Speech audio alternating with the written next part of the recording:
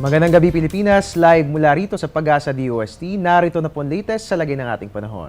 Magandang balita nga po dahil ngayon nga po wala tayong namamataang bagyo o anumang low pressure area sa loob o labas man ng Philippine Area of Responsibility. At nangangahulugan nga po yan na magiging bagyo-free ang ating bansa for the next 3 days. Ngayong gabi nga po, ayon po sa Pag-asa, ang nakaka-apekto lamang na weather system sa atin ay ang easterlies at yan nga po yung mga hangin na galing sa silangan na warm and moist by nature. So asahan po natin na magdadala naman ito ng magandang panahon dito po yan sa atin sa Metro Manila at ganun din sa buong bansa. Pero ganun pa man, pinag-aabisuhan po namin lahat na maganda din po dahil nga po magiging mainit ang ating panahon, dulot nga po yan ng nasabing weather system. Samantala na pag-uusapan nga po yung mainit na panahon, alam nyo po ba, kaninang 1:15 ng hapon ay naitala po natin ang temperature na 36 degrees Celsius dito po yan sa Pag-asa Science Garden. So mainit nga po yung temperature na yan at abiso nga po ng Pag-asa. Ngayon nga po kasing buwan ng Mayo, yung peak season ng panahon ng kayo nga pong lahat ay aming pinapayuhan na uminom ng 8 to 10 glasses ng tubig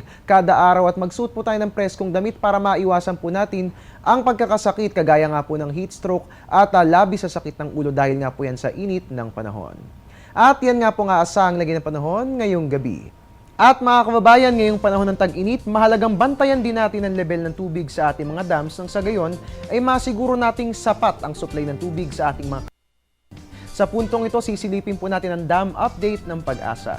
Unahin po natin ang Angat Dam sa Bulacan. Ang dam na ito ang nagsusupply po sa atin ng tubig dito po yan sa Kalakhang, Maynila. And as of 6 a.m. yesterday, umabot nga po yung water level nito sa 181.65 meters. Inaabisuan pong lahat na magtipid ng tubig dahil 1 metro na lamang po at papalo na sa low water level ang tubig sa Angat Dam. Gaya nga po ng ating nakikita, 180 meters po yan. So medyo critical na po yung lagay ng ating nabanggit na dam.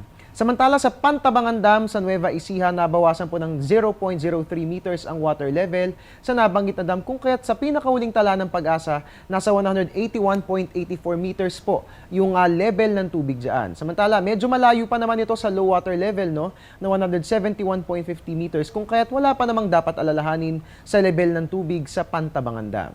At bilang panguli sa Magat Dam sa Isabela, wala namang significant movement dahil gaya ng ating nakikita, negative 0.01 meter lamang po yung nabawas sa level ng tubig. Pero ganun pa man, inaabisuan na rin ng lahat na magtipid ng tubig lalo pat malapit na rin maabot ng Magat Dam.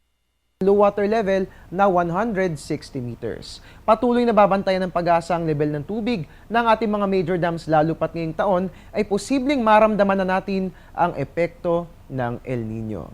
Samantala mga kababayan, sa ibang usapan, si Haring Araw nga po sisikat sa ganap na 5:30 a.m. at lulubog naman sa ganap na 6:15 ng hapon.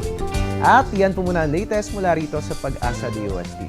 Ang tabayanan po susunod kong ulat, mamayang alas 9 dito lamang po yan sa Newslight sa People's Television. At your service po inyong weatherman, Harry Bayona, nagpapaalalang tiwala lang. May tamang panahon ang bawat pagkakataon. Magandang gabi.